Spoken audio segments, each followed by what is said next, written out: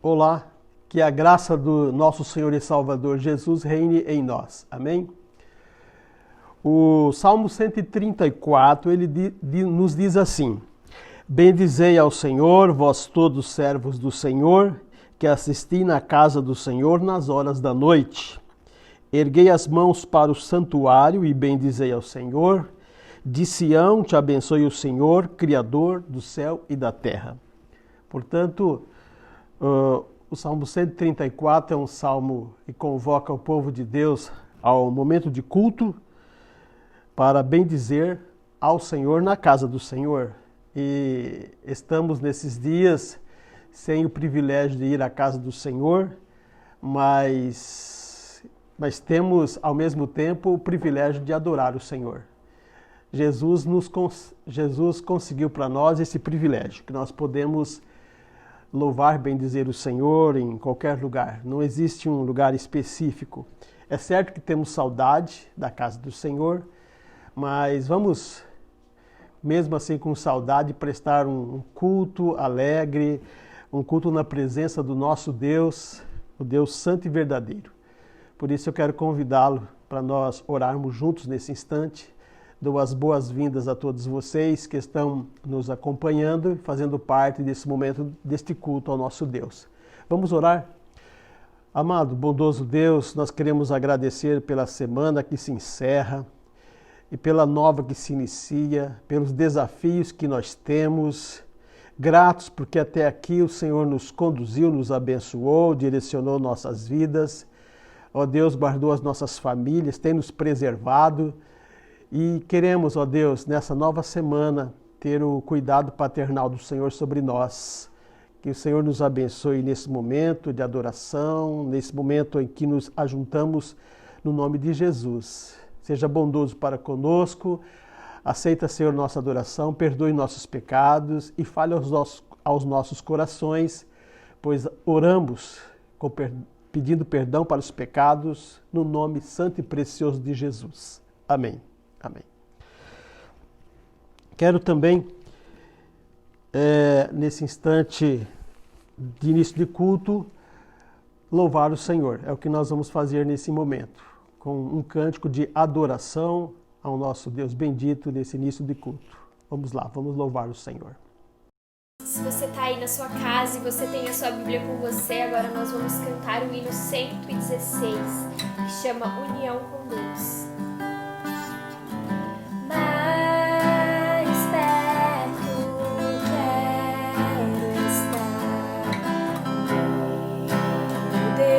Ser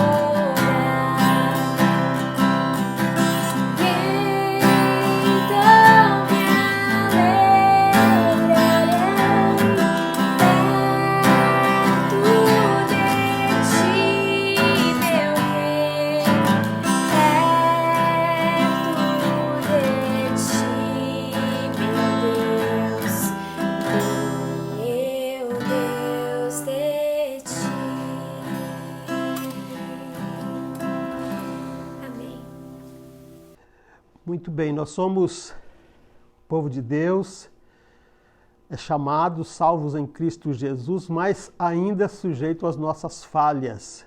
Somos ainda pecadores e tão necessitados do perdão, do cuidado do Senhor. E que coisa maravilhosa que o Senhor Deus também, a todo momento cuidando de nós, Ele se dispõe a perdoar nossas faltas. E aqui no livro de Isaías, no capítulo 53, versículos 4 e 5 dizem assim, Isaías 53, 4 e 5. Certamente Ele tomou sobre si as nossas enfermidades e as nossas dores levou sobre si. E nós o reputávamos por aflito, ferido de Deus e oprimido.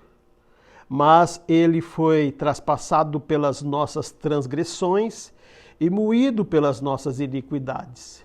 O castigo que nos traz a paz estava sobre ele, e pelas suas pisaduras fomos sarados. O profeta Isaías, falando da crucificação, da entrega de Jesus por nós na cruz, ele diz que o castigo que estava sobre nós recaiu sobre Jesus. Por isso, esse Senhor e Salvador Jesus, o Salvador das nossas vidas, é este que foi para a cruz. E agora Ele pode sim perdoar nossas faltas e os nossos pecados. E assim nós vamos orar com fé em Cristo, com essa fé viva, que as nossas dores, os nossos pecados estão ali sobre Jesus e Ele carregou sobre Ele, ali levando na cruz. Oremos ao Senhor. Ó Deus bondoso, nós queremos nesse instante confessar na Tua presença que temos errado, muitas vezes intencionalmente fazemos o que é errado, muitas vezes até sem intenção, mas fazemos o mal, Senhor, pecamos e o pecado está sempre diante de nós, ó Deus. Mas, Senhor, em nome de Jesus, reconhecemos que somos faltosos e tão necessitados da graça do Senhor. Que o Senhor mesmo, através do Espírito Santo, esteja despertando em nós esse interesse de cada dia melhorarmos mais, de termos uma vida mais santa e a cada dia, Senhor, evitando e abandonando o pecado. Por isso, no nome de Jesus, perdoe os nossos pecados. Assim oramos, cremos e esperamos em Cristo. Amém. Amém. Portanto, quando nós confessamos os nossos pecados e estamos livres, nós podemos viver esse evangelho da graça em Cristo Jesus. Quero ler com vocês também, lá na primeira carta aos Tessalonicenses, no capítulo 4, 1 Tessalonicenses, capítulo 4, do versículo 9 ao versículo 12.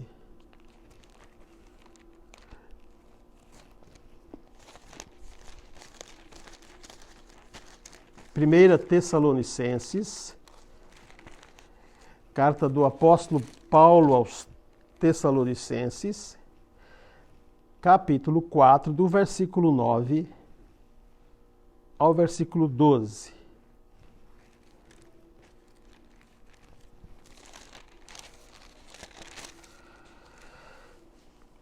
No tocante ao amor fraternal, não há necessidade de que eu vos escreva, porquanto vós mesmos estáis por Deus instruídos que deveis amar-vos uns aos outros. E na verdade estáis praticando isso mesmo para com todos os irmãos em toda a Macedônia. Contudo, vos exortamos, irmãos, a progredirdes cada vez mais e a diligenciardes por viver tranquilamente, cuidar do que é vosso e trabalhar com as próprias mãos, como vos ordenamos, de modo que vos porteis com dignidade para com os de fora e de nada venhais a precisar. O apóstolo Paulo, ele escrevendo aos nossos irmãos cristãos em Tessalônica, ele exorta esses irmãos que devem amar uns aos outros. E o apóstolo fala em sequência que de fato eles faziam isto.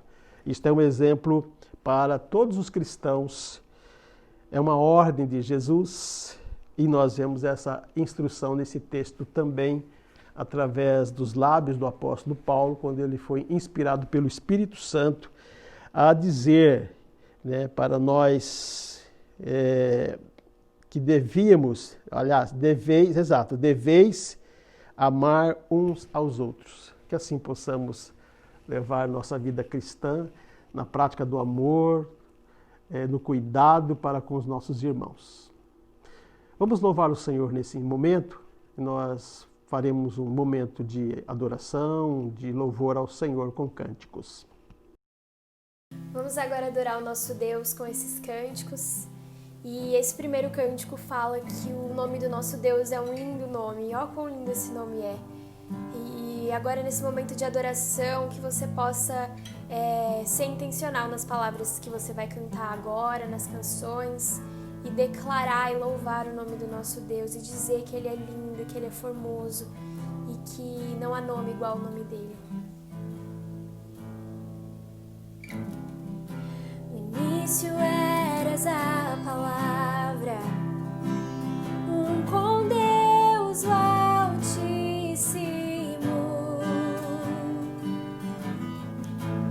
o mistério de tua glória, Cristo em ti se revelou. Ó quão lindo esse nome é, ó quão lindo esse nome é, o nome de Jesus, meu Rei. Ó quão lindo esse nome é, maior que tudo Ele é. Ó quão lindo esse nome é, nome de Jesus. Deixou o céu para buscar-nos, veio pra nos resgatar. Amor maior que o meu pecado, nada vai nos separar. Ó quão maravilhoso é, ó quão maravilhoso é o nome de Jesus, meu Rei.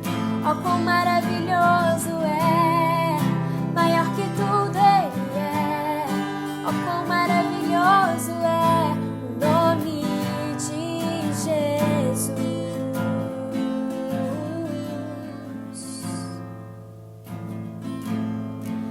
A morte venceste, o véu tu rompeste, a tumba vazia agora está. O céu te adora, proclama a tua glória, pois ressuscitaste, vivo estás. Tu és invencível e inabalável, hoje e pra sempre reinarás. Teu é o reino, tu é a glória, acima de todo nome estás. Poderoso esse nome é, poderoso esse nome é, o nome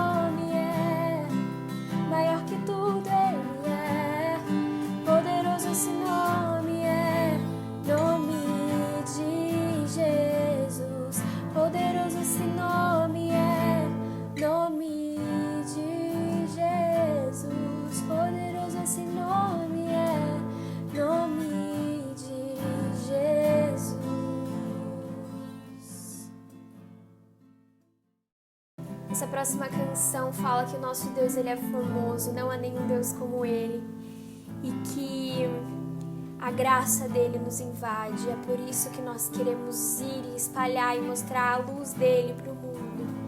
Vamos agora cantar essa canção e realmente dizer que nós queremos levar a luz do nosso Deus e o amor dele para todo mundo, para todas as nações, assim como Ele nos delegou, assim como Ele falou, ide e pregai o meu evangelho a todas as nações.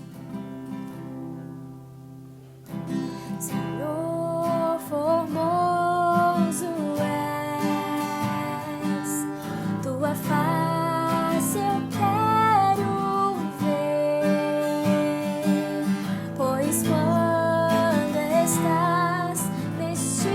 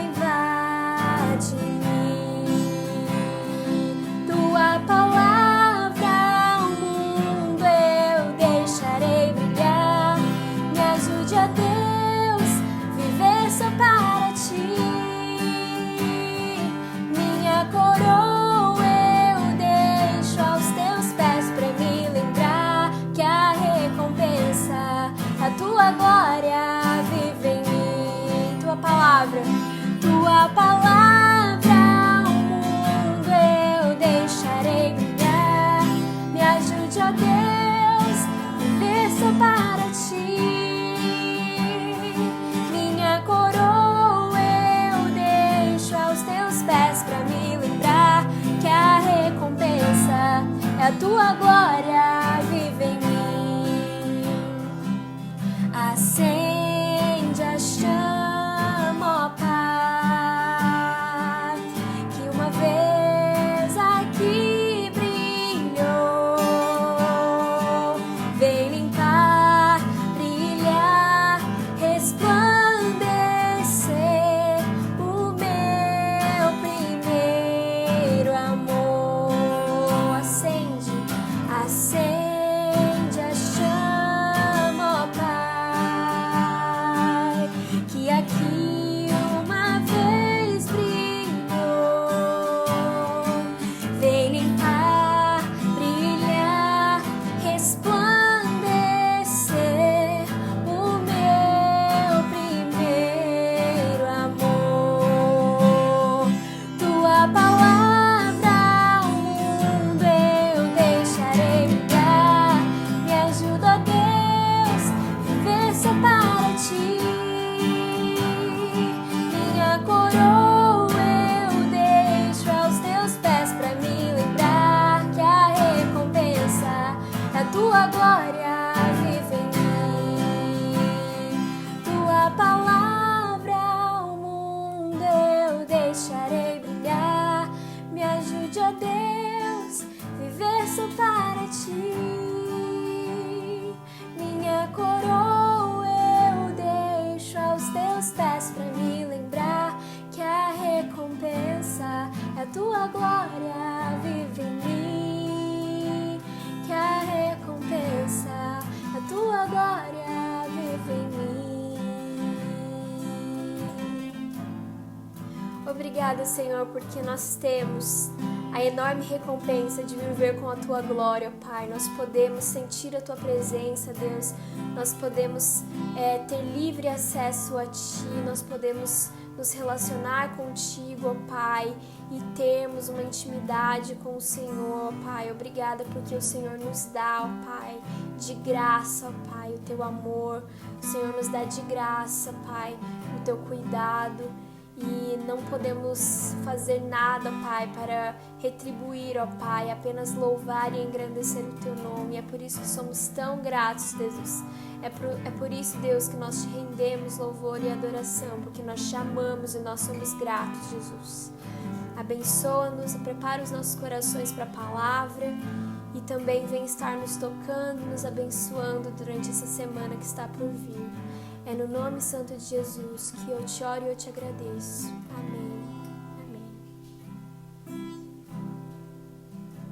Pois bem, nós estamos trabalhando nesses domingos agora uma série que podemos intitular, temos essa série como Cristãos Cuidando de Cristãos. Quando o Senhor Jesus estava nesse mundo, ele aqui, quando viveu entre nós, ele cuidou ali dos seus discípulos, ele amparou, ele protegeu, mas ele foi aos céus e de lá há de voltar. E por isso, antes de subir aos céus, Jesus faz uma oração ao Pai, onde nós temos essa oração lá em João 17, capítulo 17 do Evangelho de João, Jesus intercedendo pelos discípulos, ou seja, intercedendo por nós. E ali o Senhor fala que nós vamos ficar no mundo, mas para que o Pai nos guarde, nos proteja e que sejamos amparados. E assim também o Senhor Jesus, nas suas instruções, ele deixou muito claro aos seus discípulos que eles deveriam um cuidar do outro, né? Então, cristãos cuidando de cristãos. E hoje, olhando para esse tema cristão cuidando de cristãos, podemos ver que cuidamos uns dos outros quando temos zelo para com a obra de Cristo. Jesus Cristo veio a esse mundo, deu a sua vida por nós, constituiu a igreja, nos deixou neste mundo e ele voltará para buscar o seu povo. Por isso, enquanto vivemos nesse mundo como povo de Cristo, devemos manifestar esse zelo pela igreja, pelo povo. Esta é uma marca desse povo, do povo de Cristo, quando os cristãos cuidam uns dos outros. Eu quero convidá-los para nós lermos a palavra de Deus lá em Gálatas. Gálatas, capítulo 5. Gálatas 5, no versículo 1, diz assim: Para a liberdade foi que Cristo nos libertou. Permanecei, pois, firmes e não submetais de novo a jugo de escravidão. Parando por aqui um pouco, nós vemos a liberdade a qual nós fomos colocados em Cristo. Agora sim, depois de termos recebido a salvação de Jesus, estamos livres. Livres dos rituais, livres da lei, livres da escravidão do pecado, e podemos sim viver essa liberdade em Cristo. Por isso o apóstolo Paulo, escrevendo aos crentes lá de Gálatas, ele instrui esses cristãos para que vivam uma vida na liberdade, mas eles deveriam saber fazer uso da liberdade. Que essa liberdade vivida, ela precisa ser vivida para a glória de Cristo. Viver para Cristo e não agora uma liberdade para dar vazão à carne e viver para os nossos prazeres. Agora sim, somos livres da escravidão, da carne e tudo mais, mas devemos usar essa liberdade para viver assim essa vida para o Senhor Jesus. Por isso, no versículo 10 daqui do capítulo 5 de Gálatas, nós vemos que os cristãos são chamados para viver essa liberdade, agora zelando um do outro, zelando do povo de Deus. Aprendemos e temos visto através das ciências sociais que o homem é o único ser que ele, ao entrar em um meio ambiente, ele modifica o meio. Ele, através da sua cultura, da vida que ele leva naquele meio, ele modifica o meio. Ele destrói a natureza, ele intervém no meio ambiente. Por isso que nós vivemos hoje no século XXI, colhendo muito das consequências que o nosso meio ambiente retribui a nós, porque a raça humana tem interferido muito no meio em que vive. E olha que coisa preciosa quando nós vemos a instrução da palavra de Deus ao cristão. Que o cristão, ele cuida um do outro quando ele não intervém, quando ele não mexe no meio em que Cristo deixou. O Senhor Jesus deixou a igreja, estabeleceu o povo dele. A igreja dele está nesse mundo. Agora, a ordem de Cristo é que nós devemos preservar a obra dele, preservar a igreja e não modificá-la. Modificar, transtornar, fazer mudanças e interferir na ordem das coisas é resultado de um homem que não tem Deus no coração. Mas quando nós recebemos a salvação, nós temos esse privilégio agora de viver uma vida e preservar aquilo que o Senhor deixou para nós. Por isso, nós vemos aqui como zelar, então, da igreja, da obra de Cristo. É não perturbando as coisas. O versículo 10 diz assim, Gálatas 5:10, confio de vós no Senhor, que não alimentareis nenhum outro sentimento, mas aquele que vos perturba, seja ele quem for, sofrerá condenação. Observe que o texto diz assim, aquele que vos perturba, seja ele quem for, sofrerá condenação. Existe sim uma ameaça de condenação para aquele que perturba. Perturba o quê? A obra de Cristo. Perturba o meio em que nós estamos, a igreja, aqueles que foram chamados para a liberdade em Cristo Jesus. Perturbar aqui nós sabemos que é causar desequilíbrio. Um perturbador, ele causa desequilíbrio no meio em que ele está. Um perturbador, ele causa desordem no meio em que está. Por isso, esta observância aqui na palavra de Deus. Zelar pela igreja de Cristo, zelar pelo povo de Deus, é não causar perturbação. É zelar para que exista equilíbrio, para que a ordem seja mantida. Assim como Jesus nos ordenou seus mandamentos, assim como Jesus deixou claro seus ensinamentos, devemos vivê-los, devemos cuidar da igreja do Senhor, manter a ordem, não perturbar as coisas, porque existe aqui, sim, existe uma advertência ao perturbador. Zelar da igreja é não perturbar, zelar da igreja é não causar desarranjo. É isso que um perturbador faz. Por isso, nós vemos essa recomendação quanto ao zelo da igreja. Ainda que no capítulo 5, quero ler agora do versículo 13, 14 e 15. Gálatas 5, 13, 14 e 15.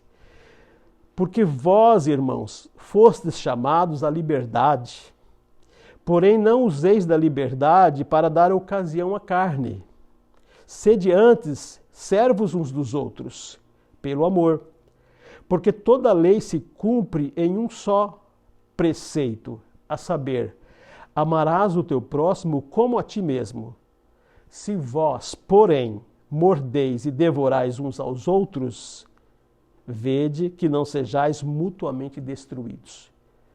Observe o versículo 15. Se vós, porém, vos mordeis e devorais uns aos outros, vede que não sejais mutuamente destruídos. Como o cristão zela da igreja de Cristo? Ele zela da igreja de Cristo não mordendo os outros, não devorando os outros. A linguagem que o apóstolo Paulo coloca aqui é uma linguagem não de humanos, é um procedimento não de humano, mas um procedimento de animal irracional, quando um morde o outro. Ou seja, chega ao ponto de um devorar o outro. Se nós estamos em Cristo, se somos novas criaturas, o nosso comportamento é totalmente diferente. de maneira alguma vamos morder o outro. De maneira alguma vamos chegar ao ponto de querer devorar o outro. Porque isso não é humano, isso não é uma prática humana. Não foi com essa finalidade que Deus criou o homem segundo a sua imagem e semelhança. O homem, sim, ele pode amar, pode preservar, pode cuidar. É com essa intenção que Jesus agora cria a igreja, o seu povo. Aqui, nesse texto, nós vemos essas implicações em viver essa vida santa diante do Senhor e não uma vida mundana. Nós podemos ver algumas implicações que o cristão está envolvido se ele não viver o Evangelho de Jesus. Porque o cristão ele precisa evitar a desavença. E se ele não vive unido, ele vive em desavença com o seu próximo.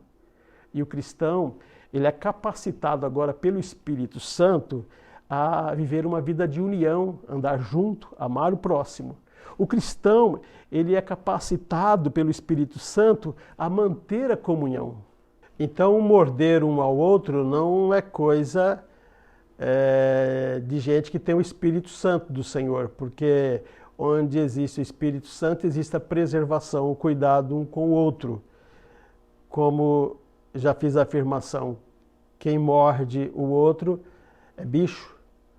Lembrando que lá na Tasmânia, naquela ilha ao sul ali da Austrália, nós temos um animal conhecido como o demônio da Tasmânia.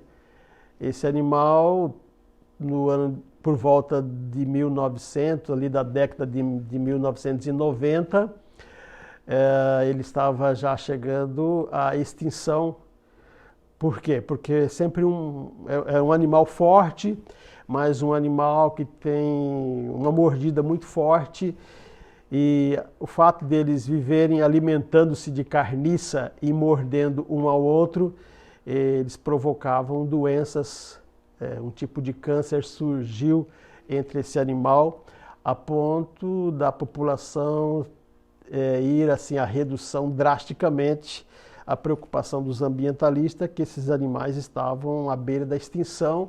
Houve uma intervenção do governo da Austrália para preservar esse animal. Por quê? Porque era a prática de um morder o outro.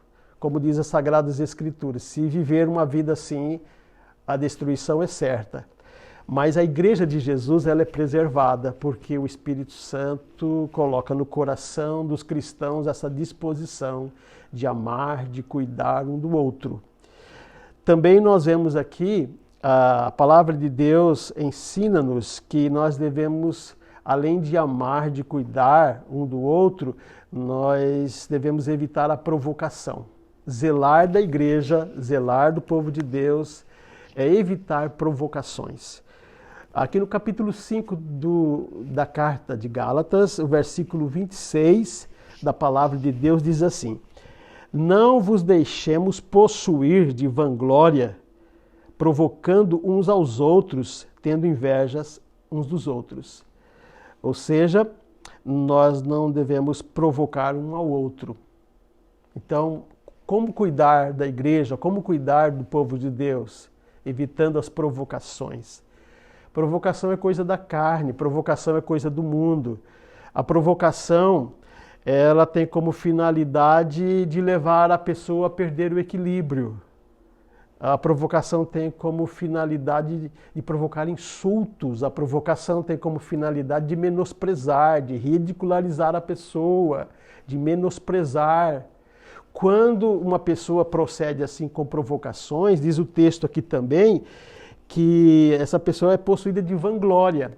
Vanglória, ou seja, é uma glória que a pessoa atribui a ela mesma, que é uma glória vã, porque a glória só existe, a glória verdadeira, quando a glória é para Deus. Quando a glória é atribuída a alguém, ela é uma glória vã.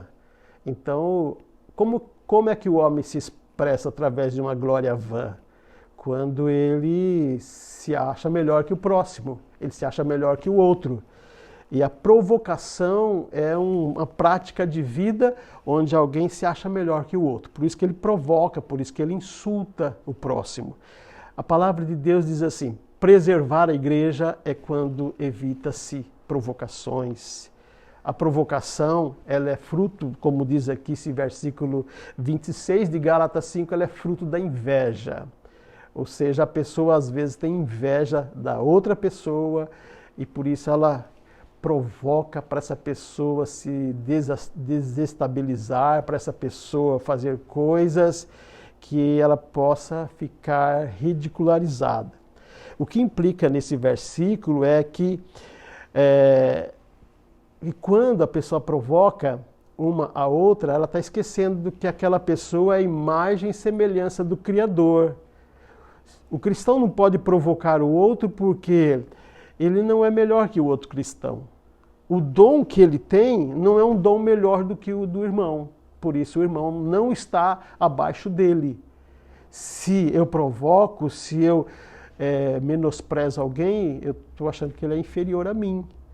Então, quem distribui dons para a igreja, para o corpo, para os cristãos, é o Espírito Santo. Então não podemos, de maneira alguma, causar provocação nos irmãos. Por isso que zelar do corpo de Cristo, zelar da igreja, é não causar provocação.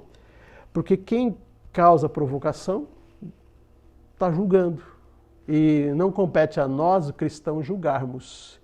Quem julga é Deus, né? Não podemos julgar. A palavra de Deus já nos dá esse alerta que não compete a nós, homens, julgarmos o nosso próximo. E quem causa provocação, julgamento, ele causa no próximo desânimo. Aquele que é provocado, muitas vezes, ele desanima de seguir naquele caminho, naquele propósito, naquela vida que ele estava sonhando. Aquele que é provocado, ele muitas vezes desiste de seguir com o seu projeto de vida. Aquele que é provocado, ele também enfraquece na vida dele. Ele se acha um ninguém na vida. Por isso que a palavra de Deus ela faz esta exortação, para nós evitarmos isso. Né? Então, como preservar a Igreja de Cristo? A recomendação é que nós não perturbemos a ordem. Vamos manter a ordem que o Senhor Jesus deixou na igreja. Como zelar da igreja, do corpo desse povo, não mordendo um ao outro, não devorando um ao outro. Ou seja, levando uma vida que nós possamos capacitar, fortalecer o outro. Como manter a vida saudável na igreja? Evitando provocações. Né? Se nós provocarmos, nós vamos menosprezar, desestabilizar a obra de Cristo. Por isso, um cristão cuida do outro cristão quando ele zela da igreja, quando ele zela do povo do Senhor. Ele zela desse povo chamado por Cristo Jesus. Portanto, irmãos, concluindo a nossa reflexão aqui na palavra de Deus nessa noite, quando olhamos para esse desafio de cristão cuidar de cristãos, esta missão que o Senhor Jesus deixou para a igreja, deixou para nós. Por isso, finalizando aqui a nossa meditação nesse texto, se você já foi vítima de algo assim, de insultos, de menosprezo, se você já foi vítima de provocação, aqui fala de liberdade esse texto. Em Cristo Jesus, liberte-se disso. Em Cristo Jesus, não fique refém de uma situação assim no seu coração. Saiba que Jesus te salvou, Jesus oferece a você uma liberdade. E agora nós somos livres. Não podemos mais viver escravos das ameaças, escravos das coisas do passado. Liberte-se. Viva uma vida agora em Cristo. Agora nós temos que viver uma vida nova para cooperar com o povo de Deus, com a igreja que está na face da terra. Por isso que somos desafiados a cuidar uns dos outros, a colocarmos os nossos dons para que sejam atuantes na vida da igreja. Por isso agora nós somos desafiados a exercer cuidado. Se não cuidaram de nós, devemos perdoar aqueles que não cuidaram. Agora em Cristo nós somos libertos e vamos fazer isso de maneira livre, cuidar uns dos outros. Ou seja, nós vamos zelar pela obra de Cristo, zelar pela igreja que o Senhor Jesus deixou nesse mundo. E o Senhor Jesus confiou essa obra tão preciosa a nós, os seus servos e servas desses dias. Vamos viver assim uma vida santa, sabendo que a recompensa nossa, ela é certa, porque ela virá do Senhor. Não vamos, de maneira alguma, ficar esperando pelos homens deste mundo. Os homens deste mundo são falhos, as pessoas deste mundo nos decepcionam, mas nós esperamos em Jesus. E nesse precioso Senhor e Salvador Jesus, nós vamos prosseguir e vamos cuidar do povo dele, cuidar da igreja, cuidar uns dos outros. Amém? Vamos orar? Quero orar com você.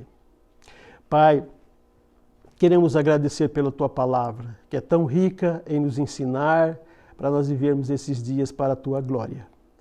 Por isso, Senhor, abençoe cada um, homem, mulher, criança, jovem, cada um de nós que fazemos parte da igreja do Senhor Jesus nesse mundo. Que possamos ser despertados a cuidar um do outro, Senhor, a preservarmos a igreja nesse mundo tão corroído pelo pecado. Nos dê uma semana abençoada, vitoriosa em Cristo Jesus. Assim oramos, com perdão dos nossos pecados, nesse precioso nome do nosso Senhor Jesus. Amém. E que a graça do nosso Senhor e Salvador Jesus, o amor do Deus eterno e bom Pai e a presença constante do Espírito Santo estejam sobre vós, hoje e sempre. Amém.